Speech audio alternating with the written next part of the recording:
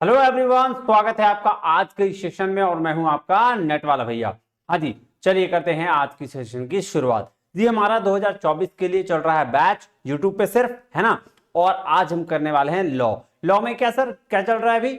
Indian contract act चल रहा है और आज हमारा है तीसरा लेक्चर, थर्ड लेक्चर है, जिसमें हम अभी आगे जो है पढ़ने वाले क्या है सर, वो पढ़ने वाले हैं फ्री कंसेंट। क्या पढ़ने वाले हैं? Free consent, section 13 and 14 of the Indian contract act की शुरुआत करने वाले हैं। उसके बाद हम 15, 16, 17, 18, 19, 20, 21 ये सारे सेक्शंस आज पढ़ेंगे। तो सेक्शन के लिए टेंशन नहीं लेना है, हम लोग पढ़ने क्या वाले हैं आज सर? फ्री कंसेंट और कंसेंट क्या होता है जी, इसके बारे में। और लास्ट क्लास क्या पढ़ लिए थे सर हम लोग पढ़े थे essential elements of a valid contract, और इसके साथ साथ क्या पढ़े थे sir? Capacity to a contract. भैया कौन कौन सी ऐसी पार्टीज है जो कॉन्ट्रैक्ट कर सकती है और क्या क्या एलिमेंट्स होने चाहिए एसेंशियल वैलिड कॉन्ट्रैक्ट करने के लिए, नहीं जी। तो चलिए ज्यादा लेट ना करते हुए चलते हैं कहां?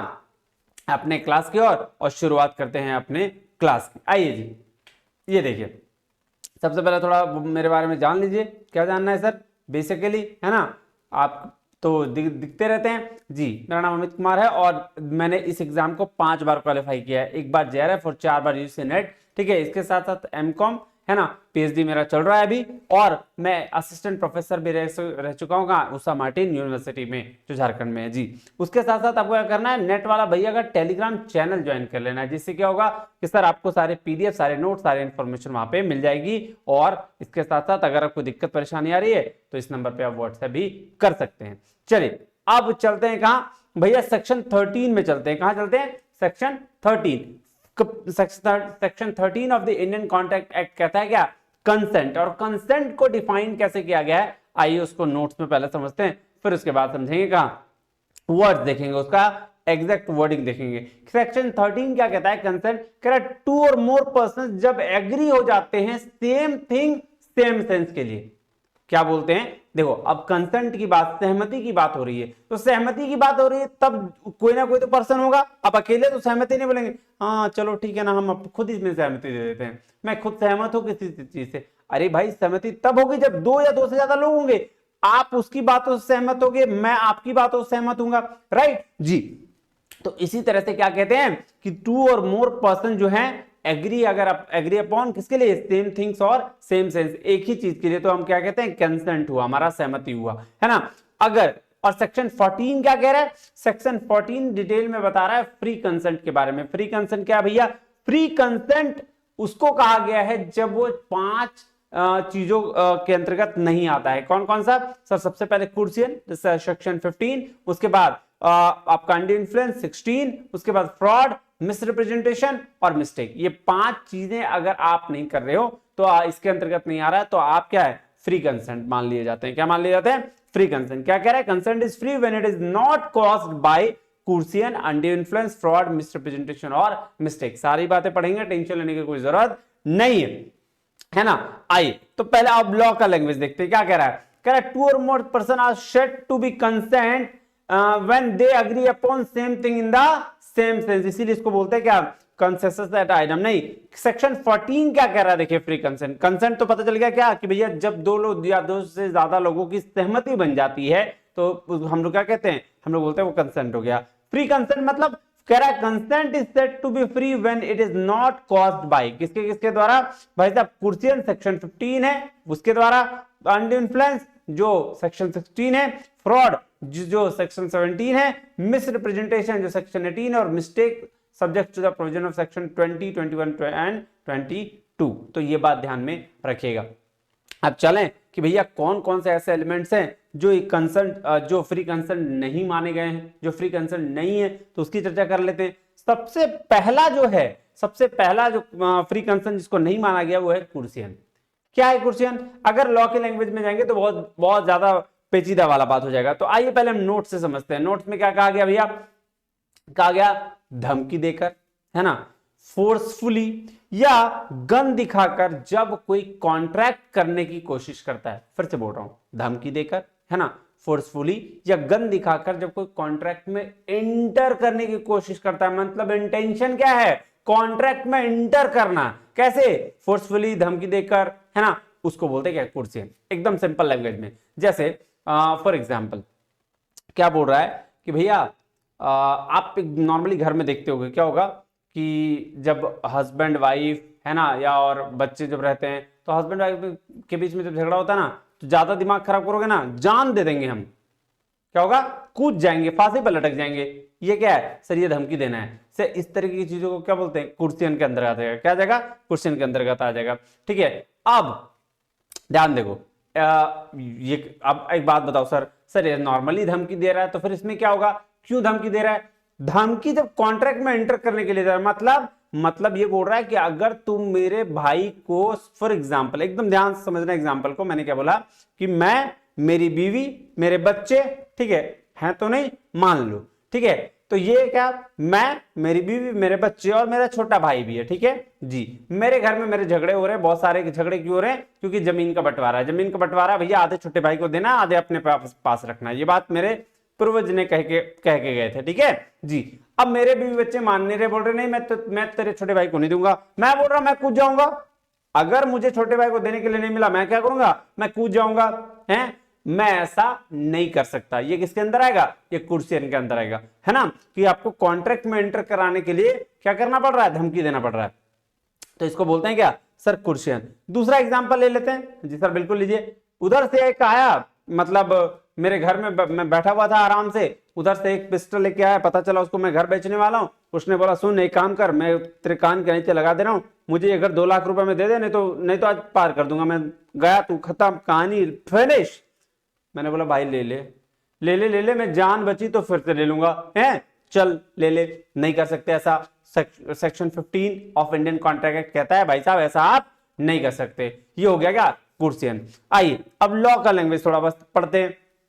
क्या कह रहा है, coercion is the committing or threatening to commit. देखो क्वेश्चन क्या बोला, is committing or threatening to commit any act forbidden by the IPC, Indian penal code में कोई भी चीज जो फॉरबिडन है, चाहे आप धमकी दे रहे हो चाहे कमिट कर रहे हो, दोनों में से, दोनों, ऐसा नहीं कि सिर्फ एक चीज नहीं, दोनों, चाहे तुम कमिट कर लो, काम बन गया, कहानी खत्म, तुम पार, या फिर धमकी भी दे रहे हो, वो जो फॉरबिडन है कहां, इंडियन पैनल कोड में, उसको, या फिर अनलॉफुल डिटेनिंग कर रहे हो। अनलॉफुल डिटेनिंग मतलब वही पिस्टल लगा के और तुम उसको हथियार ले रहे हो उसको, या threatening to detain any property, या धमकी दे रहे हो कि भाई साहब पिस्टल लगा के हम प्रॉपर्टी हड़प लेंगे, ये वाला, to the prejudice of any person whatever with intention of causing any person to enter into a agreement. Intention क्या होगा कि भैया हमको उस किसी भी तरीके से पिस्टल दिखा के या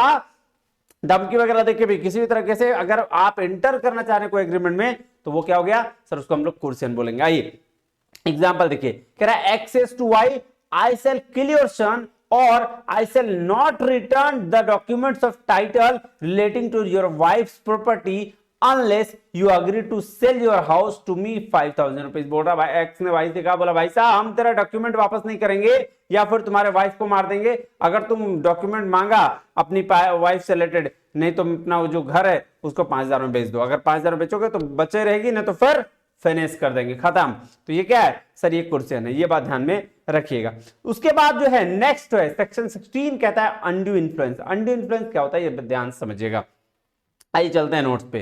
कह रहा है जब एक पार्टी दूसरे पार्टी की इच्छा को दबाते हुए, विल जब एक पार्टी दूसरे पार्टी की इच्छा को दबाते हुए उससे काम करा लेता है और कॉन्ट्रैक्ट में एंटर करने की कोशिश करता है, उसको हम लोग क्या बोलते हैं, उसको बोलते हैं अनड्यू इन्फ्लुएंस। क्या बोलते हैं, अनड्यू इन्फ्लुएंस। पेरेंट्स और चिल्ड्रन के बीच में, है ना, क्या हुआ, बात ध्यान समझो। बोल रहा है भाई साहब पेरेंट्स क्या करते हैं, बच्चे को बड़ा कर देते हैं जी, बड़ा कर देते हैं। अब जब बच्चा बड़ा हो गया, मेजोरिटी हो गई, उसका एज अच्छा हो गया, वो अच्छा कमाने लग गया, उसने पेरेंट्स ने बोले कि इतना दिन तक हम तुम्हारा सारा खर्चा उठाए, अब तुम हमको क्या करो, अब सारा पैसा वापस करो, इतना दिन का हमको पैसा दे दो, बात खत्म। ये नहीं कर सकता है, ठीक है। उसके बाद टीचर स्टूडेंट के बीच में, तो देखो यहां पे ना, यहां पे देखो एक वर्ड आता है फिड्यूशियरी रिलेशनशिप। मतलब फिड्यूशियरी रिलेशनशिप का क्या मतलब हुआ, जहां पे वो सामने वाले की को डोमिनेट कर सकता है, क्या कर सकता है, पावर को दबा सकता है, वहां पे ये चीज लागू होता है, उसको बोलते हैं क्या, अनड्यू इन्फ्लुएंस। आ जाओ एग्जाम्पल के थ्रू समझते हैं, आ जाओ क्या कह रहा है, देखो पहले थोड़ा सा सेक्शन पढ़ लें। कह रहा contract is said to be induced by undue influence where the relations subsisting between the parties are such that one of the parties in a position to dominate the will of the other। ध्यान से देखिएगा, इस line को थोड़ा सा ये कर लीजिएगा, यहां से इसको ध्यान में रखिएगा। ये देखिए, position to dominate the will of the other and uses that position to obtain unfair advantage of other। ये बात ध्यान रखिएगा कि पोजीशन किस में रहे, सो भैया डोमिनेट करने के पोजीशन में रहे, मतलब टीचर स्टूडेंट वाला में टीचर तो स्टूडेंट को डोमिनेट कर सकता है, और उसका सिर्फ डोमिनेट ना करे, उसका अनफेयर एडवांटेज भी ले, और अनफेयर एडवांटेज लेके कॉन्ट्रैक्ट मेंटेन करने की कोशिश करे, उसको हम लोग क्या बोलते हैं, अनड्यू इन्फ्लुएंस बोलते हैं। क्या बोलते हैं, अनड्यू इन्फ्लुएंस बोलते हैं। A person is deemed to be in position to dominate the will of the other when he holds the authority real or apparent over the other और when stands in a fiduciary relation to the other. तो ये fiduciary relation teacher और student वाला relation है और कुछ भी नहीं है ना जी सर। चलिए अब एग्जांपल एक दो देख लेते हैं। Father by reason of the authority over the son can dominate the will of the son. ये वही वाला बात हो गया कि पूरा पूरा भरण पोषण कर लिए, मेजोरिटी आ गया, बोला भाई पैसे दे दो, तो ये ऐसा तो नहीं होता है। दूसरा क्या हो गया, देखो कह रहा है ये देख लो, a trustee can dominate the will of the beneficiary. Trustee कोई अगर कोई किसी पे ट्रस्ट है और वो क्या कर सकता है, वो उसको डोमिनेट कर सकता है, उसको दबा सकता है और उसका अनफेयर एडवांटेज ले सकता है। तो इसको हम लोग क्या वो किस कैटेगरी में रखेंगे, अनड्यू इन्फ्लुएंस की कैटेगरी में रखेंगे। चलिए उसके बाद आते हैं फ्रॉड पे। क्या आते हैं, फ्रॉड मतलब सीधे सीधे लगता लोगों को यार धोखा है ना, फ्रॉड मींस धोखा है। आओ पहले देखते हैं नोट्स में क्या कह रहा है फ्रॉड का मतलब। Section 17 of the Indian contract act के तहत बोल रहा है ऐसा कोई भी एक्ट जिसमें एक पार्टी या उसके एजेंट का इंटेंशनली किसी दूसरे पार्टी या उसके एजेंट को धोखा देने के लिए किया गया कॉन्ट्रैक्ट है ना। क्या बोला, ध्यान से देखना, ऐसा कोई भी एक्ट है ना जिसमें एक पार्टी या उसका एजेंट दूसरे पार्टी या उसके एजेंट को इंटेंशनली धोखा देने के लिए कोई कॉन्ट्रैक्ट करने की कोशिश कर रहा है, तो उसको बोलते हैं क्या, फ्रॉड बोलते हैं। क्या बोलते हैं, फ्रॉड बोलते हैं। आ जाओ अब उसका एग्जाम्पल देखते हैं। देखो क्या कह रहा है, फ्रॉड मीन्स, देखो ये सेक्शन 17 में है, fraud means and includes any of the following acts, जो नीचे दिया गया वो एक्ट्स में से, या committed by a party to a contract और विद हिज कन्वेंस और by his agent with intent to deceive another party. देख लो, intent to deceive another party, दूसरे पार्टी को, that to of his agent and induce him enter to a contract. मतलब क्या कह रहा भैया, सेम चीज भाई कि भैया मेरा या मेरे द्वारा कोई एक ऐसा इंसान जो सामने वाला पार्टी को इंटेंशनली धोखा देना चाहता है उसके एजेंट को, वो हो गया फ्रॉड के अंदर। अब उसमें क्या क्या चीजें आ जाएगा, जो 5 जो बोला ना फॉलोइंग, कह रहा है suggestion as to fact that which is not true by one's who does not believe it to be true. भाई साहब बोल रहा है कि कोई ऐसा फैक्ट जिसका आपको जो सजेशन दे रहे हैं आप, कोई ऐसा फैक्ट का सजेशन जो सही नहीं है और फिर भी वो नहीं मान रहा कि वो सही नहीं है, ठीक है, ये बात ध्यान रखिएगा। दूसरा बोल रहा है active concealment of a fact one having knowledge of belief और ऑफ द फैक्ट। को ऐसा बिलीफ है ना जिसको आप झूठा मोटा दिखा दे रहे हो। A promise made without any intention of performing, बोल रहा कोई एक ऐसा प्रॉमिस जिसका इंटेंशन ही नहीं है कि उसको पूरा करेंगे हम, है ना, तो भी ये फ्रॉड की कैटेगरी में। Any other act fitted to receive, कोई भी ऐसा एक्ट जिसको धोखा देने के लिए किया गया है ना। उसके बाद any such act or omission or law specially declares to be, जो फ्रॉडलेंट, तो बोल रहा है कोई ऐसा एक्ट या कोई ऐसा गलती जिसको लॉ शुरू से ही क्या मानता है, सर शुरू से मानता है कि वो फ्रॉडलेंट है, फ्रॉड है। तो ये सारे चीजें आ जाएंगे तो क्या होगा, फ्रॉड की कैटेगरी में आ जाएगा। अब देखो ध्यान समझना, कह रहा एक्सप्लेनेशन के द्वारा mere silence as to fact likely to affect the willingness of a person to into a contract is not fraud. बोल रहा है भाई साहब अगर कोई मेयर साइलेंस में मतलब है ना, तो वो फ्रॉड नहीं है जब कोई कॉन्ट्रैक्ट में एंटर करने की कोशिश कर रहा है और अपनी विलिंगनेस को क्या कर रहा है, विलिंगनेस को नहीं बता पा रहा है। देखो mere silence at factly to affect the willingness of a person to enter into a contract is not fraud unless the circumstances of case are such that regarding being had to them it is the duty of the person keeping silence to speak और unless his silence in itself equivalent to a speech. ये बात ध्यान से समझो। देखो एक बात बता देना, यहां कह रहा है कि भैया देखो कभी कभी ना बोलना कोई दिक्कत नहीं है ना, लेकिन जहां ड्यूटी हो जा रहा है स्पीकर का कि बोलो, वहां पे अगर ना बोले तो फिर वो क्या है, वो फ्रॉड के बराबर रखा गया। जैसे फॉर एग्जाम्पल समझ लो, मान लो हम किसी रेलवे स्टेशन पे गए और बोले भैया हमको गर्म पानी दो, ठीक है, गर्म पानी दिया, बोला कि मैंने हमसे पूछे, बोले गर्म पानी दिया, बोला हाँ दिए, बिल्कुल दिए हैं, है ठीक है, और वो बोला ही नहीं। मतलब जैसे मैं फिर से समझा रहा हूँ, थोड़ा सा ध्यान देखिएगा। मैंने बोला मैं स्टेशन पे गया, मेरे को गर्म पानी की जरूरत थी, मैंने उसको बोला भैया गर्म पानी है, वो चुप रह गया। तो उसका मतलब मैंने क्या मान लिया, भाई मैं गर्म पानी है। जब कुछ नहीं बोला तो इसका मतलब वो क्या, गर्म पानी है। ठीक है, ये बात ध्यान रखिएगा। तो यहां पे जब बोलने की जरूरत नहीं है, उससे पता चल रहा है सामने वाले का इंटेंशन, उसको क्या बोला गया कि भैया वो फ्रॉड नहीं है। लेकिन जहां ड्यूटी है बोलने का कि भैया ये चीज आपका ऐसे है, जैसे इसी एग्जांपल में आगे बढ़ाते हैं। जैसे हम उससे पूछे कि भैया क्या पानी जो है वो गर्म है, अब पानी बहुत ज्यादा गर्म हो, मेरा जीभ जल जाए, तो उसको उसका ड्यूटी नहीं उस समय बोलने का हाँ भैया पानी बहुत ज्यादा गर्म है, आपको क्या करना है, खूब आराम से पीना है ना। तो इसके लिए बोला गया क्या कि जहां ड्यूटी है स्पीकर का कि भैया वो बता दे फैक्ट, वहां अगर वो नहीं बोल रहा है तो वो क्या है, वो फ्रॉड है। चलो अब देखो एग्जांपल्स दिया, 4 एग्जांपल्स को ध्यान से देखना। क्या रहा है, चारों एग्जांपल क्या है, a sail by action to be a horse which A knows to be unsound. A says nothing to be the horse unsoundness. This is not fraud in A. तो बोल रहा भाई साहब देखो A जो है ना, एक्शन से B को क्या किया, हॉर्स भेज दिया, और A को पता था कि घोड़ा क्या है सर, अनसाउंड है। तो और A कुछ भी नहीं बोलता है B को, तो इसको अनसाउंडनेस के बारे में, तो ये फ्रॉड नहीं है। क्यों, क्योंकि बोल रहा है भैया ए की तरफ से, हम तो ऑक्शन कर दिया ना हॉर्स का, तुमको पता करना था कि भाई क्या घोड़ा बहरा है, गूंगा है, लंगड़ा है, वो तो तुमको पता करना, तुम कुछ नहीं बोले, हम भी कुछ नहीं बोले, बात खत्म। तो कहां से फ्रॉड, तो ये फ्रॉड नहीं है। कह रहा बी इज एज डाउटर। अब लेकिन यहां देखो तुरंत कंडीशन चेंज हुआ, बी क्या है, ए का डाउटर है, had just come of age, तुरंत आई है।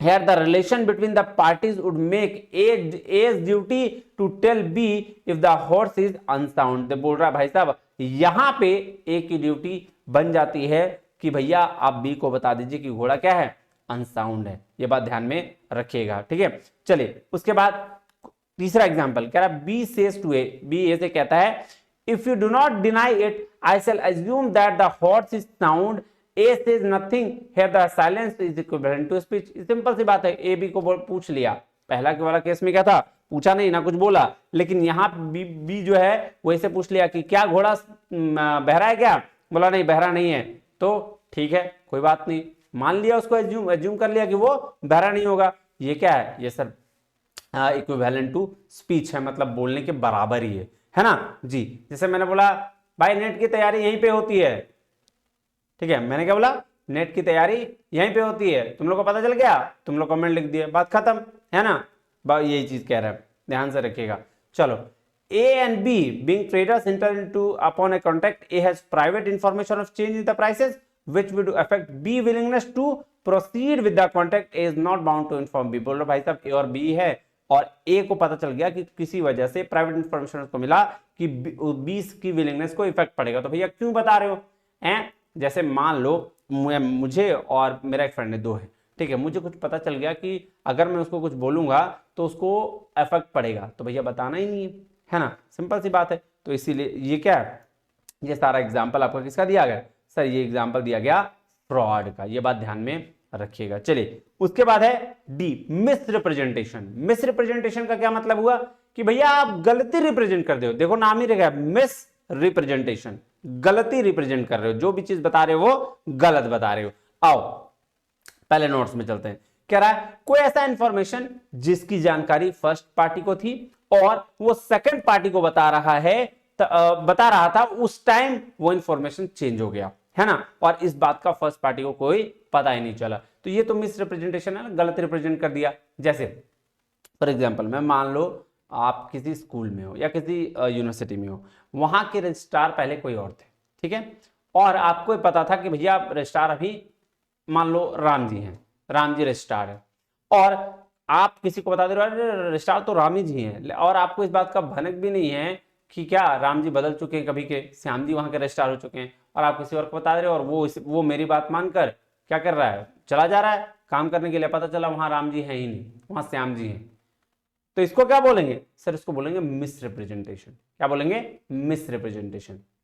यह बात ध्यान में रखिएगा कि किसी एक पार्टी की बात को मानकर कभी कोई दूसरा पार्टी उस पे भरोसा करके, ना कि चेक करके चले जाता है और वो वहां पे काम वहां उसको चेंजेस मिलते हैं, उसको बोलते हैं मिस रिप्रेजेंटेशन, गलत रिप्रेजेंट कर देना, है ना। यहां भी क्या है, ये वॉइड है। अच्छा एक बात और बता दूं, ये चारों जो मैंने बताया अभी, क्या क्या, कुर्सियन, अनड्यू इन्फ्लुएंस, फ्रॉड और मिस रिप्रेजेंटेशन, ये क्या है, ये चारों के चारों वॉइडेबल होते हैं at the option of others, at the option of aggrieved party, है ना। कि भैया जैसे मान लो फॉर एग्जांपल मैं आपको समझा देता हूं, मान लो मैंने क्वेश्चन का एग्जांपल दिया, तो क्वेश्चन का एग्जांपल में क्या हुआ, बंदूक दिखा के घर आपका छीन लिया, तो आप चाहते हो कि भैया ये घर आपका हो जाए, तो आप कोर्ट में जाओ कि भैया उसमें बंदूक दिखा दिया था, आप वापस, लेकिन आप चाहते हो कि नहीं भैया वो बंदा बहुत हार्मफुल है, चलो घर ही ना गया, मेरे पास 5-7 घर और हैं, कोई दिक्कत नहीं है,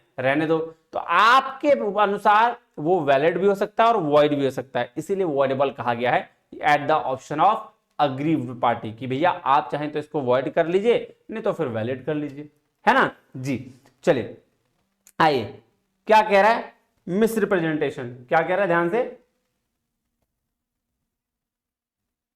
देखिएगा, आइए, कह रहा है where person assert something which is not true throw though he believe to be true his assertions amount to misrepresentation, misrepresentation may be either innocent without reasonable ground, तो मिसरिप्रेजेंटेशन क्या है, इनोसेंट है और बिना रीजनेबल ग्राउंड का है, misrepresentation और misstatement of facts by one which misleads the other who consequently can avoid the contract, तो ये बात ध्यान में रखिएगा, बोला मिस रिप्रेजेंटेशन मतलब पूरी तरीके से आपको क्या कर रहा है, मिस रिप्रेजेंट करता है। आ जाओ एग्जांपल देखो, कह रहा है for example A makes positive statement to be, क्या बोल रहा है, ए जो है पॉजिटिव स्टेटमेंट बोला बी के लिए, that C will be made the director of a company, क्या बोला, ए बोला बी को कि सी डायरेक्टर बनेगा कंपनी का, A makes the statement of the information derived not directly from C, और बोल रहा है कि ए जो इंफॉर्मेशन बी को दिया वो सी से डायरेक्टली पता नहीं किया, वो कहां से लाया, वो एम से ले लिया इंफॉर्मेशन, ठीक है।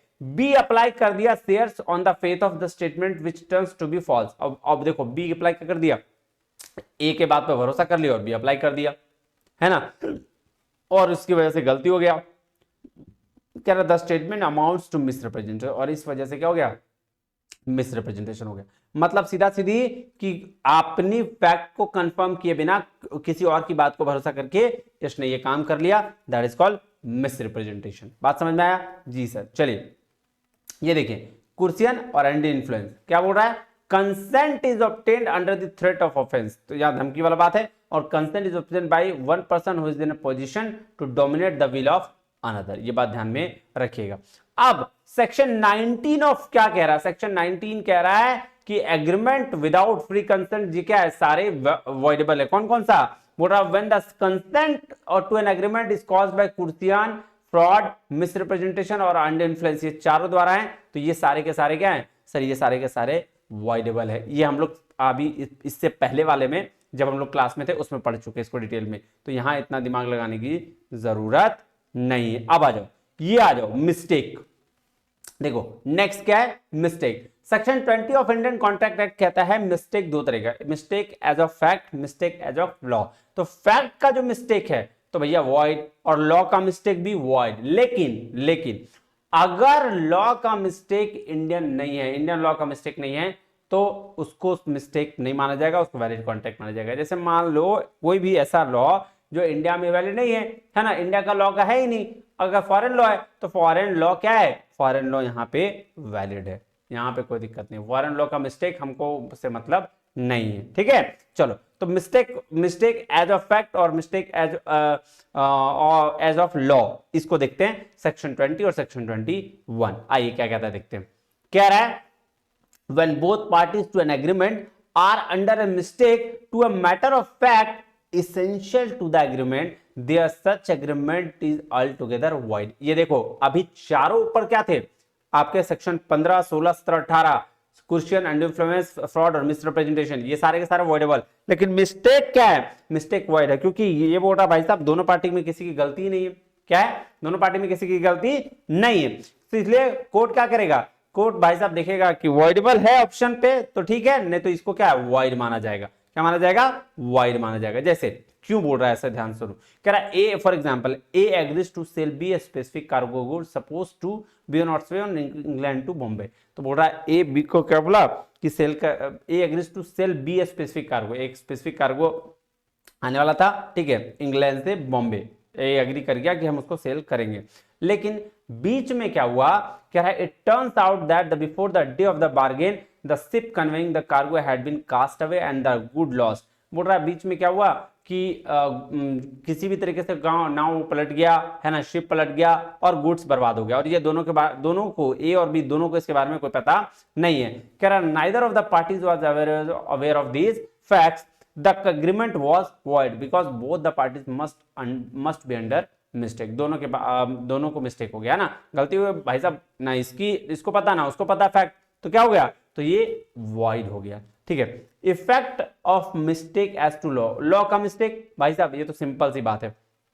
A and B make a grounded on the erroneous belief that the particular debt is barred by Indian law of limitation, the contract is not voidable। तो बोल रहा है अगर कोई भी लॉ जो है वो बाहर के लॉ के हिसाब से मान लिया गया है ना, तो वो क्या होगा, वॉइडेबल नहीं होगा, मतलब वो वैलिड हो जाएगा, ठीक है। लेकिन अगर मिस्टेक लॉ का इंडियन का होगा तो वही सेम ट्रीट किया जाएगा, है ना।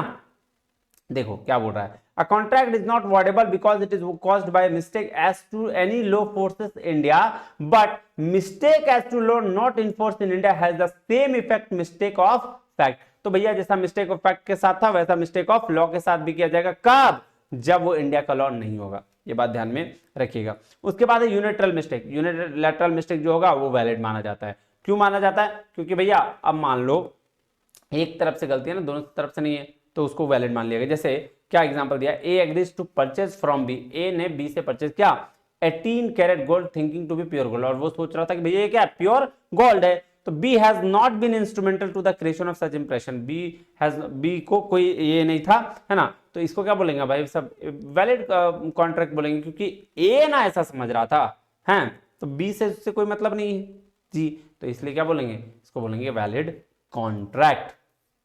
चलिए, तो ये 5 चीजें थी, क्या थी, ये 5 चीजें थी, है ना। हाँ, ये हो गया आपका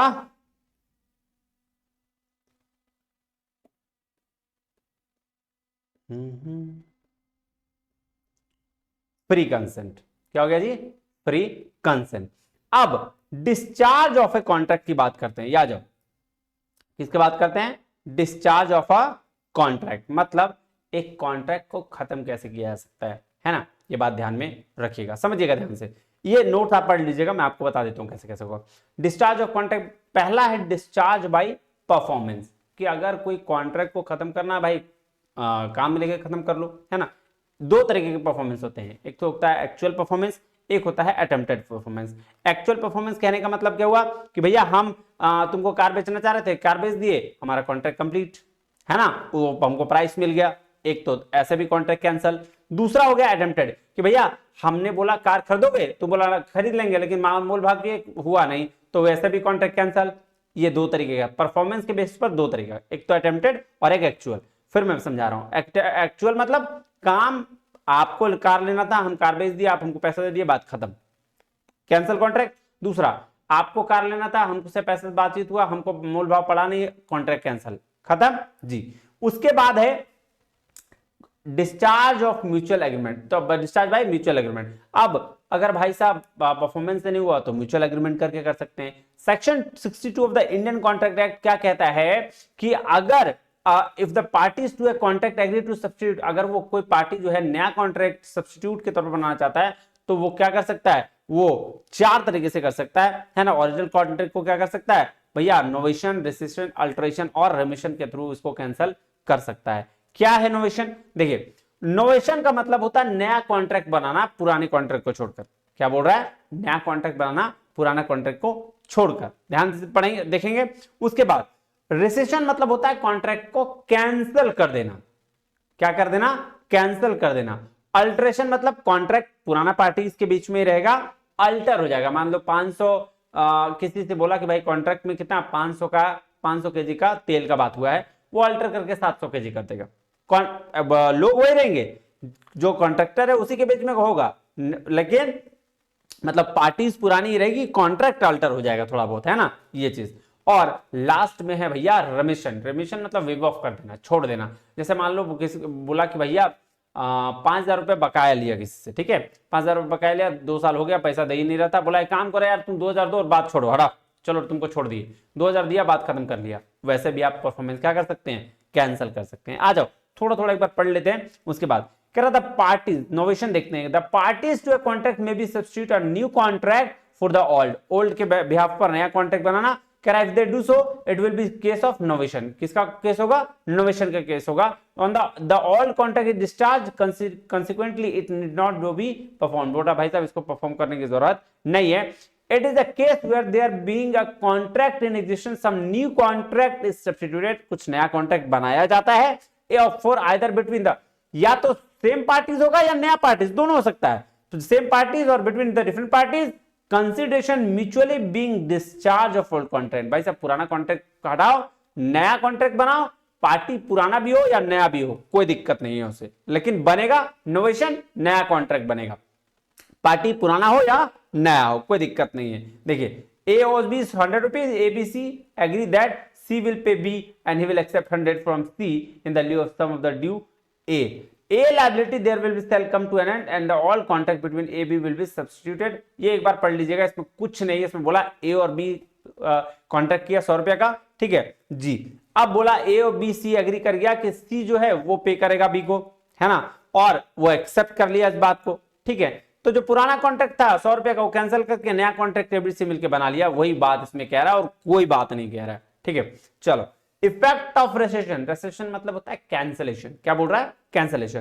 कह रहा है in the case of rescission only the old contract is cancelled and no new contract come to exist in its place. तो यहां पुराना जो कॉन्ट्रैक्ट होगा सिर्फ कैंसिल हो जाएगा, कोई भी नया कॉन्ट्रैक्ट यहां पे नहीं बनेगा, ये बात ध्यान रखिएगा, है ना। जैसे दो पार्टी के बीच में कॉन्ट्रैक्ट था या कॉन्ट्रैक्ट दिया कैंसिल कर, बात खत्म, बात पूरी तरीके से खत्म। अल्टरेशन। अल्टरेशन में क्या होता है, अल्टरेशन में भैया अल्टर होता है ना। अल्टर क्या होता है, पार्टी पुराना ही रहेगा, पार्टी चेंज नहीं होगा, लेकिन यहां पे क्या होगा, अल्टर हो जाएगा। मान लो कि मैंने तुमसे कॉन्ट्रैक्ट किया 500 किलो का तेल मुझे भेज देना तुम, ठीक है। At the end of time मैं क्या बोल रहा हूँ, अरे रुको रुको इसको कैंसिल करो, है ना, अल्टर करके इसको 700 किलो कर देना। क्या मैंने बोला, 500 से 700 कर देना, इसको बोलते हैं अल्टरेशन।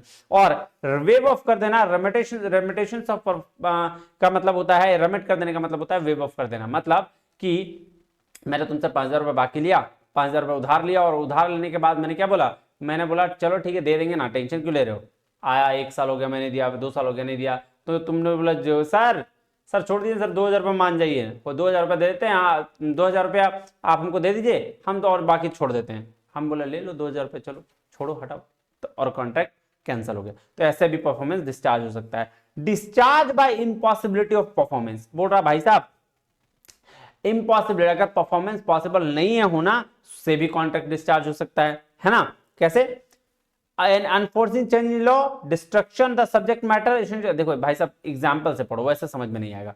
कह रहा है A agrees to be discover treasure by magic. भाई बोल रहा है ए बी को बोला भाई साहब हम जादू से ना मतलब उड़ा बना देंगे तुमको, होस्ट की परी हैं, पूरा बना देंगे। क्या है, वॉइड एब इनिशियो, वॉइड एग्रीमेंट, है ना, याद रखना शुरू से ये वॉइड है। कह रहा है ए बी कॉन्टेक्ट कर रहा, मैरी टू ईच अदर, एक दूसरे से मैरी करेगा, before the time fix for the marriage A goes mad. बस बता, ये बात भी बिल्कुल सही है। देखो अभी और अभी मान लो मैं और मेरी गर्लफ्रेंड बहुत खुश एकदम बढ़िया से, और बोल रहे हैं दोनों को क्या कि भाई साहब कॉन्ट्रैक्ट कर लेंगे, है ना, चलो हम लोग कॉन्ट्रैक्ट करते हैं किसका, शादी का, लीगल कॉन्ट्रैक्ट करते हैं और शादी कर लेते हैं। अब जैसे मैं गया रास्ता में, मेरे दिमाग को पता नहीं क्या है, मैं चक्कर खा गिर गया, मैं तुम कौन है तुम, कॉन्ट्रैक्ट वाइट, खत्म, है ना। चलिए उसके बाद है discharge by lapse of time. बोल रहा भाई साहब ए और बी दोनों कॉन्ट्रैक्ट किया, बोला क्या, ए बोला हम तुमको ना 500 किलो चना भेज दो, हम तुमको 5 लाख रुपए बाद में भेज देंगे। बोला कितना साल, बोला देखते हैं भेज देंगे, टेंशन क्या ले रहे हो, ठीक है। ने आज नहीं भेजा, कल नहीं भेजा, 3 दिन बाद नहीं भेजा, 2 साल बाद नहीं भेजा। बोला भाई साहब एक टाइम होता है, 3 साल तक अगर कोई पैसा तुमको नहीं मिला तो समझ लो कॉन्ट्रैक्ट गया, खत्म। The contract should be perform within the specified period prescribe by the limitation act. Limitation act के तहत, for example if creditor does not file suit against the buyer अच्छा एक चीज और ध्यान दो, इसमें थोड़ा सा चेंज कर रहा हूँ। लैप्स ऑफ टाइप करने का क्या मतलब हुआ, जैसे मैंने मान लो कि बोला ना 5 लाख रुपए का उधार लिया, ठीक है, उधार क्या, चने वाला 5 लाख रुपया। तुम बहुत अमीर आदमी, तुमको 5 लाख से क्या फर्क पड़ने वाला है, तुम अरबों का डील कर रहे हो। तुमने बोला सर दे दीजिए ना 5 लाख रुपया, बोले दे देंगे ना, दे देंगे। फिर मैंने 2 साल भर दिया, नहीं माने, 2 साल नहीं माने, 3 साल नहीं माने, ठीक है। बोल रहा है लॉ कि भैया लिमिटेशन एक्ट के तहत अब 3 साल तक में फाइल करो, नहीं किए तो गए, कॉन्ट्रैक्ट खत्म, फायदा मेरा हो गया जी। Discharge by operation of law, अगर कोई ये डिस्चार्ज कैसे, ऑपरेशन ऑफ लॉ, अगर कोई कानून बोल रहा है कि भैया काम कर लो तो हो गया। कह रहा are to land on lease B and subsequently A purchase that very land, now A becomes the owner of the land and the ownership rights being superior to the rights of lessee, so the earlier contract. देखो यार ये बात तो simple सीधा सीधी बात बोल रहा भाई साहब ऐसा है कि अगर कोई कानून के, मान लो मेरा एक घर था और हम उसको ये पे दिए हुए थे, या मशीन था हम उसको ये दिए हुए थे रेंट पर, है ना, लैंड पर दिए हुए थे, अब वो मशीन हम बेच दिया, कोई और खरीद लिया, मालिक कोई और बन गया, तो भैया तुम क्या करोगे, तुम अब नया मालिक नया समझे, हमको क्या मतलब है, तो वही हो गया यहाँ पे operation of law. Discharge by breach of contract, breach of contract मतलब कॉन्ट्रैक्ट बीच में कैंसिल कर दिया, मान लो परफॉर्मेंस करना था, हम दोनों के बीच में कॉन्ट्रैक्ट हुआ कि 7 तारीख को सामान देंगे, अब 6 तारीख को उधर से आके बोलता है भैया हम नहीं दे पाएंगे, कॉन्ट्रैक्ट कैंसिल। 7 तारीख को भी आके बोलता है उसको, तो भी कॉन्ट्रैक्ट कैंसिल। एक को बोलते हैं एंटिसिपेटरी ब्रीच ऑफ कॉन्ट्रैक्ट, को बोलते हैं actual breach on the date of time, on the day होता है जिस दिन तुम्हारा परफॉर्मेंस डे होना था उसी दिन होता है, और एक्चुअल ब्रीच बाद में होता है, पढ़ेंगे डिटेल में पढ़ेंगे, टेंशन लेने की जरूरत नहीं है। A promise में डिस्पेंस और रिमिट द परफॉर्मेंस, हाँ भाई साहब ये रेमिटेशन, ये रेमिटेंशन की बात किया ये कि भैया रेमिट कर दो, हम बोला ना वेव ऑफ कर देना, है ना, कि 5,000 रुपया पैसा हमको देना था, हम नहीं दे पा रहे थे, तो हमको सामने वाला बोला कि 2,000 दो, पैसा कैंसिल, वही वाला बात है। कह रहा मैंने प्रॉमिस नेग्लेक्ट्स और रिफ्यूज टू अफोर्ड, बोल रहा भाई साहब जब प्रोमिसी जो नेग्लेक्ट कर दे रहा है, दिग्नोखा कर दे रहा है, या रिफ्यूज कर दे रहा है कि हम पैसा नहीं दे पाएंगे, तो भी कॉन्ट्रैक्ट कैंसिल मान लेना है ना। तो ये था डिस्चार्ज करने का, कॉन्ट्रैक्ट को डिस्चार्ज करने का। आप एक बार पढ़िएगा, आपको सब डिटेल में समझ में आ जाएगा, और वैसा उसमें कुछ खास नहीं है ना। चलिए फिर मिलता है अगले वीडियो में, तब तक के लिए बहुत बहुत धन्यवाद, थैंक यू वेरी मच, जय हिंद।